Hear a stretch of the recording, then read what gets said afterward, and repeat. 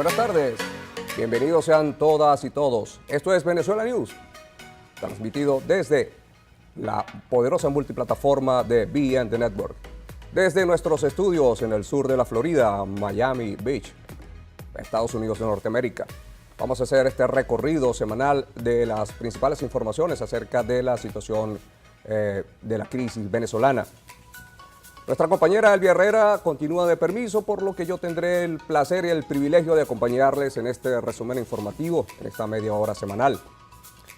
Tenemos una agenda muy nutrida de información. Venezuela sigue siendo pauta en los principales medios de comunicación del mundo. Seguimos apareciendo en los titulares de los principales medios de comunicación. Pero antes de entrar en materia, vamos a hacer un vuelo fugaz, un vuelo rasante por los principales o algunos de los principales portales de noticias y para apreciar, observar cómo están priorizando la información en estos portales. Tenemos el portal de CNN en español, que prioriza acerca de una noticia que está ocurriendo en estos momentos. Tiene que ver con la situación del expresidente Alan García de Perú, quien, lamentándolo mucho, pues falleció luego de atentar contra su vida. Esto nos lo dice el portal CNN en español y hace una semblanza acerca de lo que fue la trayectoria política de esta importante personalidad peruana. Vamos un momento, nos trasladamos hasta Caraota Digital, quien entre sus titulares prioriza el hecho de que, de acuerdo con la revista Time, Juan Guaidó destaca entre los 100 más influyentes. Es una figura nueva en el mundo de la política internacional y ya está figurando entre los 100 más influyentes, de acuerdo con la prestigiosa revista Time.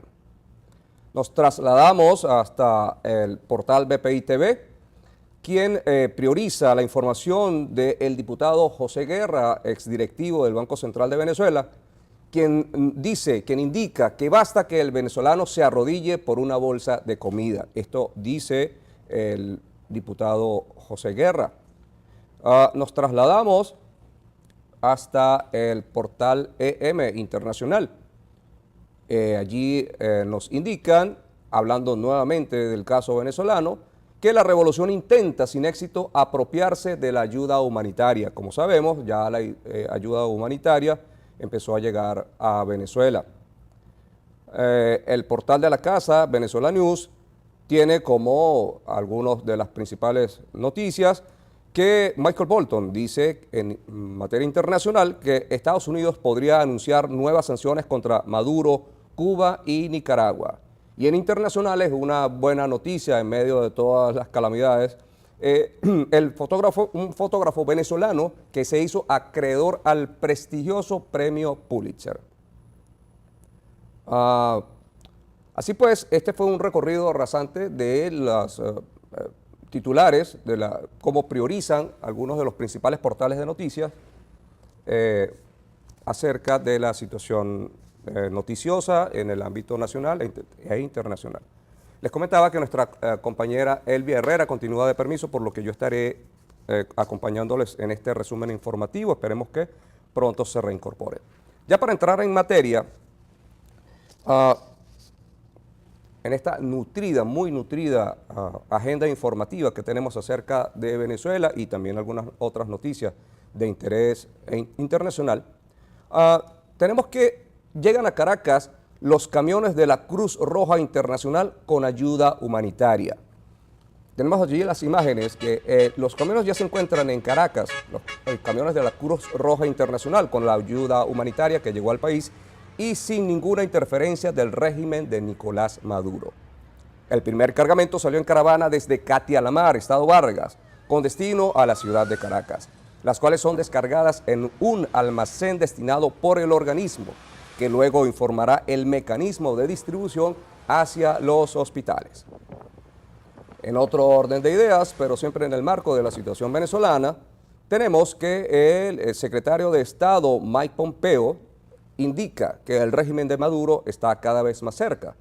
Desarrollamos la información y dice, el secretario de Estado de Estados Unidos, Mike Pompeo, cree que el final del régimen de Nicolás Maduro está cada vez más cerca y rechaza el apoyo de Rusia y Cuba al gobernante venezolano. Cada minuto, dice Pompeo, cada hora es un paso más para acercarnos a la salida de Maduro.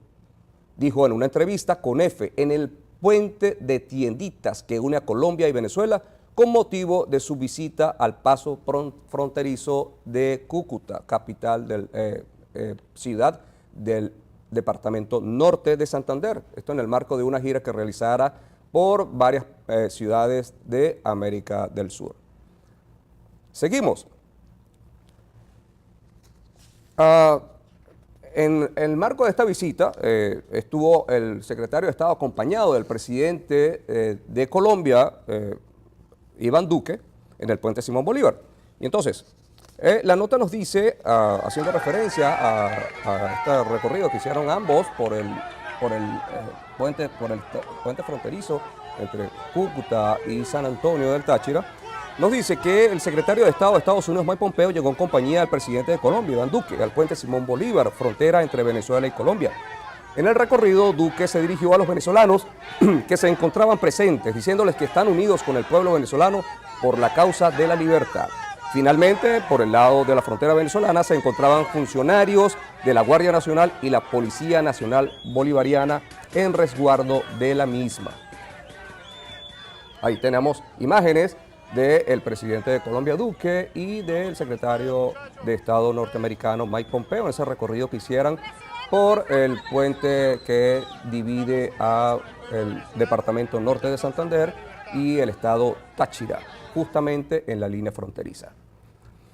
Continuamos con las informaciones y nos trasladamos al estado Zulia, Maracaibo, donde llegó el presidente interino. Tenemos allí imágenes de lo que fue la concentración que recibió al presidente encargado de Venezuela, Juan Guaidó, en la avenida Delicias de Maracaibo el 13 de abril.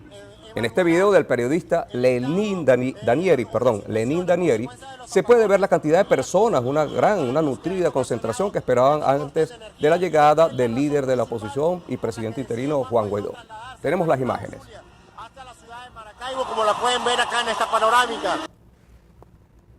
Muy bien, continuamos. En ese marco de la gira que está haciendo el presidente interino Juan Guaidó por el territorio venezolano, tenemos que también llegó a Coro, el estado de Falcón, el estado al noroccidente de Venezuela. Y tenemos las imágenes de cómo recibió la ciudad de Coro al presidente Juan Guaidó. A pesar de los obstáculos, el presidente encargado de Venezuela, Juan Guaidó, logró llegar a Falcón la noche de este domingo y este lunes compartió con los habitantes de la capital falconiana, Coro. Ahí tenemos las imágenes de esa masiva concentración que recibió a Juan Guaidó en Coro, el estado Falcón, al noroeste de Venezuela.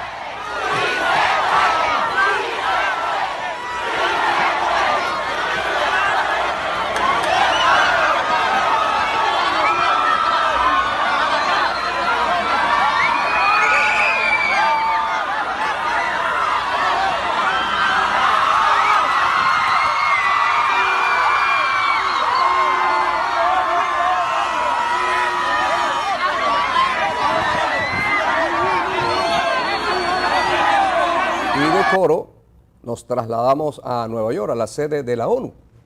En la ONU dice que la situación en Venezuela es un desastre humanitario mayor.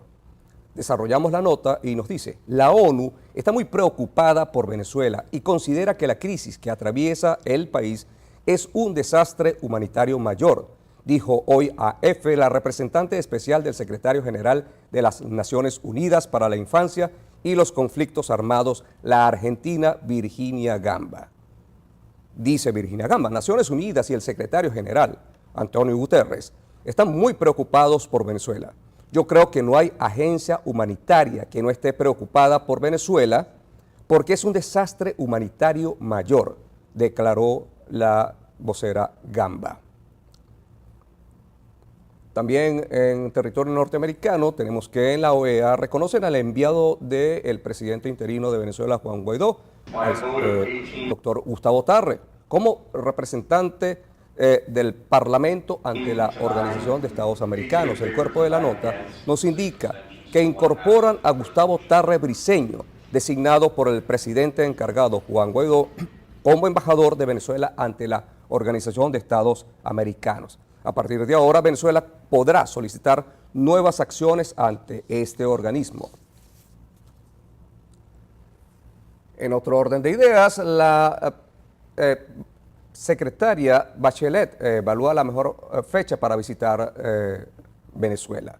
Es la representante de los derechos humanos de la Organización de Naciones Unidas y nos indica que la misión técnica de la ONU que visitó Venezuela hace un par de semanas recomendó a la alta comisionada de los derechos humanos, Michelle Bachelet, visitar la nación petrolera para constatar la crisis que vive.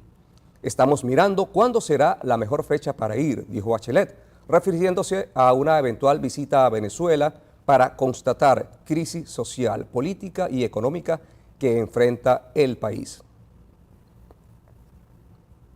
En otro orden de ideas, nos indica la siguiente nota que se le vence el tiempo al gobierno de Venezuela y todavía no paga la deuda millonaria con Rusia. Sergei Storchak, viceministro de Finanzas de Rusia, manifestó este lunes que el régimen de Nicolás Maduro no ha realizado el pago correspondiente del mes de marzo de su deuda de $3.000 millones. A fines de marzo, se esperaba que Venezuela, sacudida por la peor crisis de su historia, consignara más de $100 millones de su deuda con Rusia. Hasta el momento, Storchak informó que no ha sucedido. Publicó en una nota del portal ruso TASS. El pago se realizará probablemente, le informaremos, aseguró Storchak.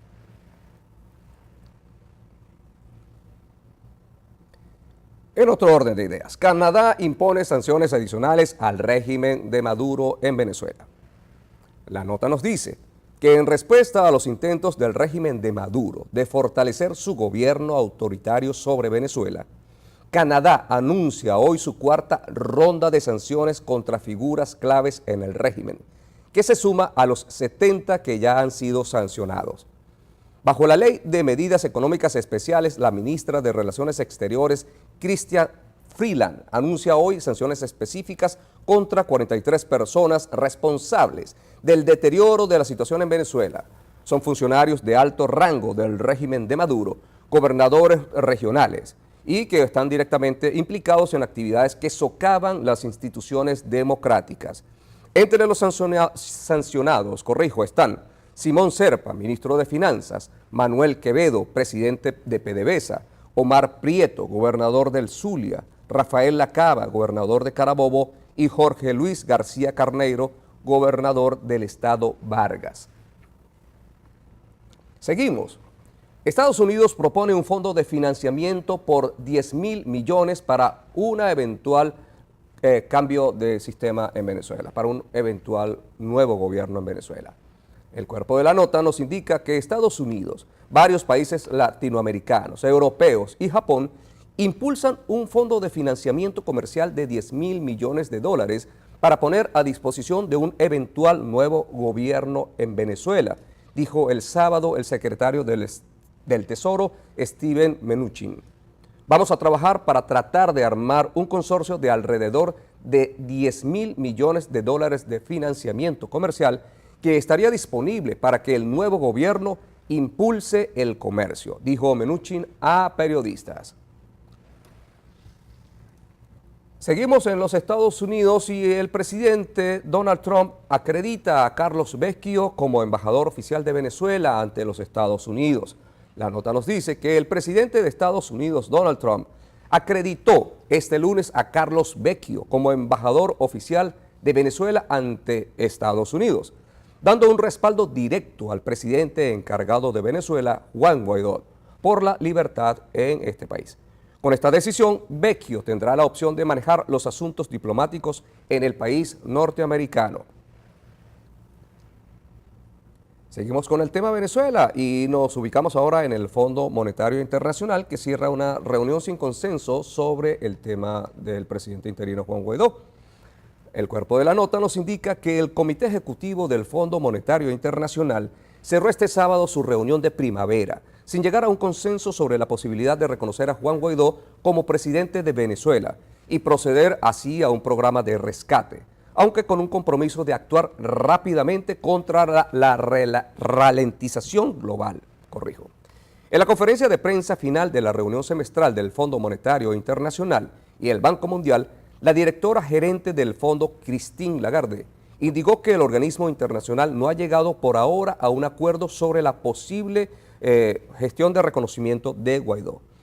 Solo podemos dejarnos guiar por los miembros. No es una cuestión de que nosotros decidamos. Tiene que ser una amplia mayoría de nuestros miembros la que reconozca diplomáticamente a las autoridades que contemplan como legítimas. Y en cuanto eso pase, nosotros actuaremos, afirmó Lagarde. En otro orden de ideas, clandestinamente, PDVSA envía 1 millón de barriles de crudo a Cuba y desarrollamos la nota diciendo que la petrolera estatal de Venezuela, PDVSA, envió 1 millón de barriles de petróleo a Cuba días después de que Estados Unidos impusiera nuevas sanciones a un grupo de embarcaciones y empresas que participan en las exportaciones a la isla, según un documento de PDVSA y datos de seguimiento de tanqueros. Con las acciones, la administración del gobierno del presidente Trump busca detener el comercio de crudo entre los dos aliados políticos. Los tanqueros Trident Hope y S. Trotter salieron del puerto venezolano de Jose entre el miércoles y el jueves con destino a Cuba. El primero lleva 600,000 barriles de crudo venezolano Suata 300 y el segundo entregará 400,000 barriles de crudo Merey. Continuamos. Y tenemos que el Departamento del Tesoro de Estados Unidos sanciona a 4 compañías y 9 barcos cargueros de crudo venezolano. Tenemos que la nota nos indica que el Departamento del Tesoro de Estados Unidos sancionó el viernes a 4 compañías y 9 buques, incluyendo algunos que transportaron petróleo de Venezuela a Cuba, como parte de las gestiones del gobierno de Donald Trump para aislar al presidente Nicolás Maduro. Nosotros continuamos sancionando a compañías que transportan petróleo venezolano a Cuba, pues se está beneficiando mientras el régimen de Maduro saquea los recursos naturales, dijo el secretario del Tesoro Steven Mnuchin en un comunicado. El petróleo venezolano le pertenece al pueblo venezolano y no debería ser usado como herramienta de regateo para sostener a dictadores y prolongar la opresión, dijo Mnuchin. Otra nota importantísima. 8 toneladas de oro fueron sacadas del Banco Central de Venezuela. El diputado a la Asamblea Nacional, Ángel Alvarado, denunció que otras 8 toneladas de oro fueron retiradas del Banco Central de Venezuela en abril para presuntamente ser vendidas en el exterior. Los lingotes se sacaron de la entidad en momentos en que el banco trabajaba con un personal mínimo ante los problemas de suministro de agua en sus oficinas, detalló una fuente de gobierno que pidió el anonimato. De acuerdo a lo reseñado por la agencia Reuters, con este último movimiento se habrían retirado unas 24 toneladas de oro desde enero. El banco todavía tendría unas 100 toneladas en sus bóvedas, apuntó la fuente. En otro orden de ideas, fue capturado el Pollo Carvajal, una figura emblemática del gobierno del chavismo durante todos estos años. La nota nos dice que la policía española confirmó la detención de Hugo el Pollo Carvajal, mayor general del ejército venezolano, actualmente disidente del chavismo. La detención se produjo a petición de Estados Unidos por presunto lavado de dinero ligado al narcotráfico. Fuentes policiales indicaron a la Agencia Internacional de Noticias, EFE, que la detención se produjo este viernes en Madrid a la 1:30 de la tarde, hora local. Seguimos. La siguiente nota nos habla de que militares estadounidenses, a la espera de instrucciones. La nota nos dice que el almirante Craig Fowler, de 4 estrellas, quien lidera el Comando Sur de los Estados Unidos, dijo que los militares de su país están a la defensiva en espera de las instrucciones de la administración Trump sobre la intervención militar en Venezuela. Si bien se negó a dar detalles específicos sobre cómo son exactamente los planes de Estados Unidos en la región, comparó la situación con el caos en Siria bajo Bashar al-Assad. La crisis en Venezuela podría acercarse a ese nivel para fines de este año, si Maduro sigue en el poder, dijo Faller en una entrevista con Foreign Policy. Al igual que en Siria, Rusia respalda al líder autoritario al que Estados Unidos se opone. Por su parte, la administración Trump apoya las afirmaciones de Juan Guaidó de que la presidencia de Maduro es ilegítima, mientras que Maduro está respaldado por China, Rusia y Cuba. Seguimos. La siguiente nota nos habla de que venezolanos acudieron al llamado de Guaidó de volver a protestar contra Maduro y exigir su salida. La nota nos habla de que los venezolanos se sumaron a una convocatoria hecha por el presidente encargado Juan Guaidó en distintas ciudades del país. Ya hay 1.000 puntos en todo el país para la Operación Libertad. Allí podemos ver las imágenes de las masivas concentraciones que acompañaron al presidente interino Juan Guaidó. Recordemos que la semana pasada hablábamos de 358 concentraciones y que el objetivo era duplicar esa cifra y bueno, pues ya tenemos que son 1.000 puntos en todo el país de la Operación Libertad. Continuamos. La siguiente nota nos habla de que Guaidó reveló que mantiene conversaciones con militares. Desarrollamos la nota y nos dice que el presidente encargado Juan Guaidó aseguró que ha sostenido comunicaciones discretas con militares venezolanos. Hemos tenido comunicaciones muy discretas, por supuesto, con los militares, pero no es el momento para dar ciertas precisiones, porque lamentablemente aquí se vive una dictadura. La persecución está a la orden del día, expresó Guaidó. Además, destacó que las Fuerzas Armadas de Venezuela no huyen de la abrumadora mayoría que desean un cambio de gobierno. También precisó que existen algunos rasgos importantes de malestar en los integrantes de las Fuerzas Armadas, a quienes consideró como el último apéndice que le queda al soporte al régimen dictatorial de Nicolás Maduro. Seguimos nuevamente en Venezuela y tenemos que otro apagón afectó nuevamente a la mayor parte de Venezuela a las 11:20 del 9 de abril. La nota nos dice que en horas de la noche de este martes se registró un nuevo mega apagón que dejó la mayor parte de Venezuela sin energía eléctrica. En el mes de marzo, al menos en 3 oportunidades se cortó el suministro eléctrico en todo el territorio nacional. Seguimos.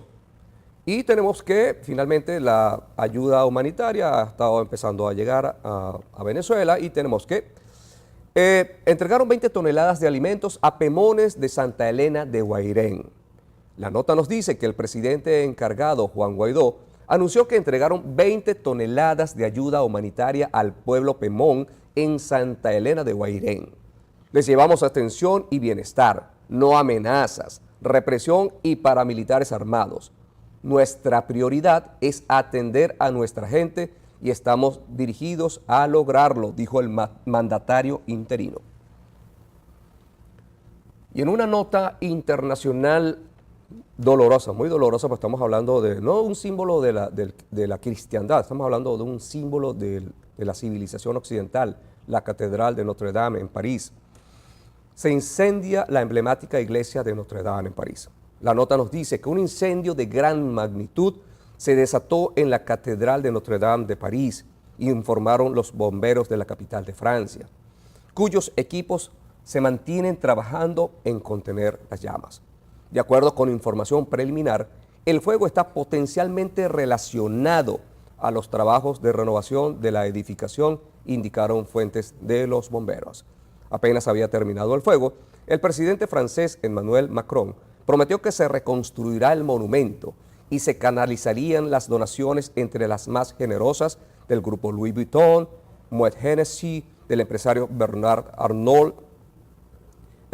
Este último anunció la donación de 200 millones, el grupo cosmético L'Oréal, otros 200 millones, y el magnate François-Henri Pinault, y el padre François, esposo de la artista mexicana Salma Hayek.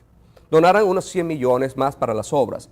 Los donativos anunciados superan los 700 millones de dólares para reconstruir la emblemática Catedral de Notre Dame.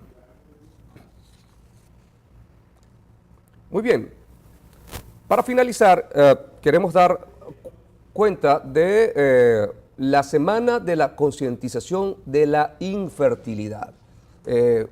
Vamos a hacer los comentarios breves acerca del seminario de fertilidad, que es totalmente gratuito. Para ello tenemos como invitado muy especial a un experto en la materia, al doctor Roberto Infante. El doctor Roberto Infante es venezolano, médico graduado en la Universidad Central de Venezuela, con posgrado en Francia, en uno de los principales centros de fertilidad del mundo. Es un hombre, un especialista que ha publicado más de 30 trabajos científicos en la materia y que ha dictado cursos de posgrado en muchos países. Además, miembro de la Asociación Americana de Medicina Reproductiva. Este fue un resumen, doctor, porque la verdad es que su trayectoria es mucho más amplia y tiene un currículo. Gracias. Pasaríamos aquí la media hora hablando de su trayectoria.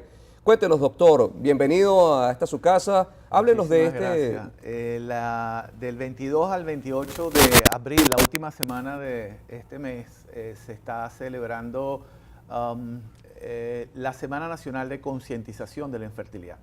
Aproximadamente 60-80 millones en el mundo están sufriendo de no poder tener bebé. 1.5 millones solamente en los Estados Unidos de mujeres en edad reproductiva y sus esposos no pueden tener hijos.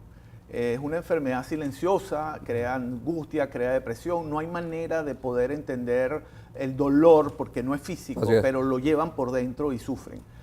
Primeramente por la incapacidad biológica en ese momento de lograrlo a través de una concepción natural. Pero también existe el problema de los costos. En este país, el país que lidera el costo de la medicina en todo el mundo es muy alto. De manera que nosotros, un grupo de asociados, nos hemos aliado con la finalidad de proveer de alguna manera este apoyo durante una semana. Dígame una cosa, doctor. ¿Cuáles podrían ser, que pudiésemos destacar, los principales avances? Porque ciertamente creo que cada uno de nosotros en su familia tiene a alguien que ha vivido esa situación. Así es. ¿Cuáles podrían ser los principales avances en los últimos años para lograr que esas familias que viven esa situación dramática puedan concebir, puedan procrear? Bueno, uno de los más importantes que se ha identificado realmente cuáles son las principales causas en la edad moderna hoy. La edad de la mujer es básicamente un determinante, el factor que mejor determina el resultado. Luego tenemos el problema del estilo de vida, ¿no? El cigarrillo, el uso de las drogas y el sedentarismo son elementos. Además de que tenemos otras causas que afectan las infecciones, los problemas genéticos, los problemas inmunológicos. Existe una condición como la endometriosis que afecta a 40 millones de mujeres y que crea un daño sobre las estructuras que deben de reproducirse. En materia de tecnología, nosotros hemos logrado avanzar mucho en todo lo que se denomina tratamientos de reproducción asistida. Son de baja y alta complejidad, pero quiero referirme a que hoy por hoy es posible para cualquier persona que está en edad reproductiva acceder a estos tratamientos.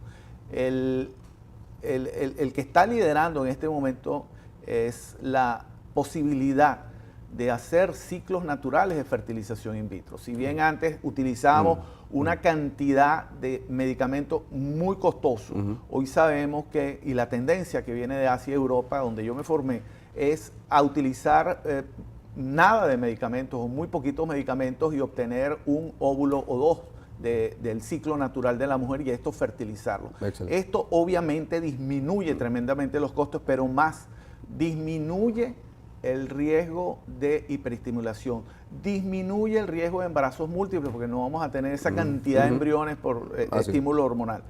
Mejora la calidad de implantación, no hay ese efecto hormonal sobre el endometrio que es donde colocamos estos embrioncitos. Quita el estrés y la angustia que generalmente acompañan. Qué bueno que menciona el estrés. ¿El estrés es un factor condicionante?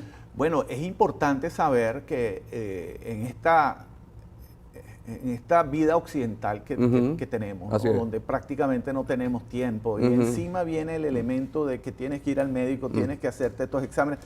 Con el tratamiento de ciclo natural nosotros hemos logrado disminuir. La mujer va a un ritmo realmente lento y hemos mostrado ya resultados aquí en los Estados Unidos y invito a todas estas personas. Sí. Aquellos que asistan al seminario tienen la posibilidad de tomar una muestra de su sangre para conocer cuál es la reserva, cuál es la capacidad de óvulos que quedan todavía remanentes en el ovario, que es limitado, la mujer nace con un número limitado.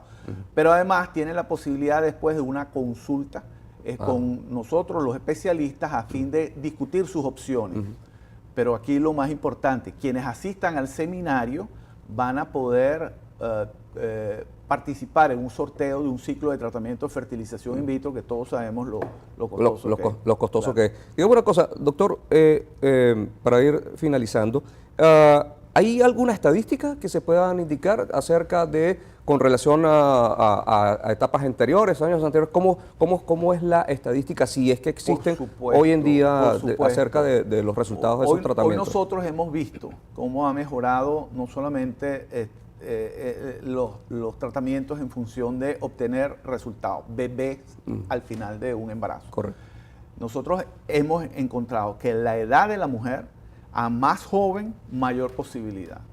A aquellas mujeres que tienen o no tienen, o tienen muy pocos, o no tienen óvulos, tenemos el recurso de la donación de óvulos, lo que aumenta las posibilidades de éxito en estas mujeres. Estamos hablando entre un 40 y un 50% de éxito, cuando en la concepción natural está alrededor del 20-30%. ¿no? Excelente. Entonces, excelente. con los tratamientos mejora la capacidad en el hombre, mejora la capacidad reproductiva en la mujer y de esa forma obtenemos estos niños. Excelente. Caramba, doctor, muy agradecido. No, por favor, muchísimas gracias por esta oportunidad y vuelvo, reitero, el seminario es el día sábado 27, de 10 a 12 del mediodía, tienen un brunch con los especialistas, tienen la oportunidad de sacarse tomar las muestras de sangre, tienen la posibilidad de hacer una consulta sin costo y además, lo más importante, participar, educarse y tienen la posibilidad de ganar un tratamiento de fertilización in vitro. Excelente, doctor, muchísimas gracias.